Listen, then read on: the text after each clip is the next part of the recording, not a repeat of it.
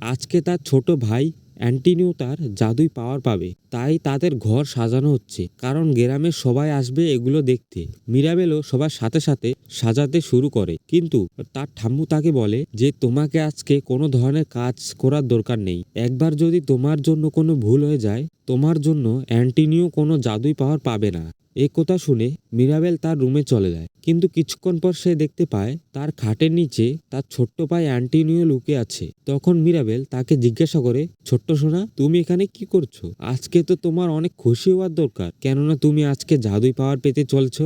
Antonio তখন বলে, আমার ভীষণ ভয় করছে, যদি তোমার মতো আমিও কোনো জাদুই পাওয়ার না পাই, তাহলে সবাই আমাকে অপছন্দ করবে, তাই না বলো? তখন মিরাবেল বলে, তুমি কোনো চিন্তা করো না, তুমি এক স্পেশাল গিফট পাবে।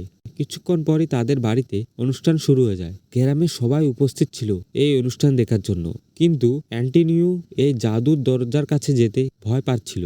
তখন অ্যান্টিনিউ মিরাবেলকে তার সাথে আসতে বলে। শুরুতে মিরাবেল রাজি না হলেও বারবার বলার কারণে রাজি হয়ে যায় এবং জাদুই দরজার দিকে এগিয়ে যেতে থাকে।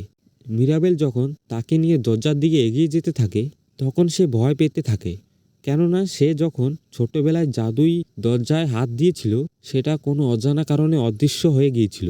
যাই হোক, তারপর অ্যান্টিনিউ জাদুই দরজায় হাত রাখলেই তার উপর একটা সুন্দর পাখি এসে বসে। পাখিটি তাকে কিছু বলতে থাকে। অ্যান্টিনিউ তখন বলে, হ্যাঁ হ্যাঁ, আমি তোমার সমস্ত কথা বুঝতে পারছি। কিছুক্ষণ পরে দেখা যায় সেখানে নানা ধরনের পশু পাখি সেখানে চলে আসে।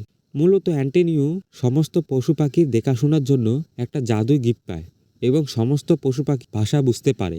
কিছুক্ষণ পর একটা বাঘ এসে তাকে পুরো জঙ্গলটা ঘুরিয়ে দেখায়। এরপর তারা সবাই একসাথে মিরাবেলকে বাদ দিয়ে সবাই একটা ফ্যামিলি ফটো তুলে। মিরাবেল এটা দেখে অনেক বেশি মন খারাপ করে। বাইরে এসে সে ওই মোমবাতিটিকে চেঁচিয়ে বলতে থাকে, আমি কি দোষ করেছিলাম? আমাকে তুমি কোনো জাদু গিফট দাওনি। আমি আমার পরিবারের খেয়াল রাখতে পারি, তবে আমার সাথে এমন কেমন করলে? তবে সে কোনো ধরনের উত্তর পায় না। তারপর সে মন খারাপ করে চুপচাপ দাঁড়িয়ে থাকে। একটু পরে তার পিছনে কিছু একটা পড়া শব্দ শুনতে পায় সে। সে দেখে তার বাড়ির একটা টাইলস ভেঙে পড়ে গিয়েছে। সে যখন সেটা হাত দিয়ে ধরে, তার হাত কেটে যায়। বেতায় সে আউচ করে উঠলে হঠাৎ বাড়ির দেওয়ালগুলো আস্তে আস্তে ভাঙতে শুরু করে।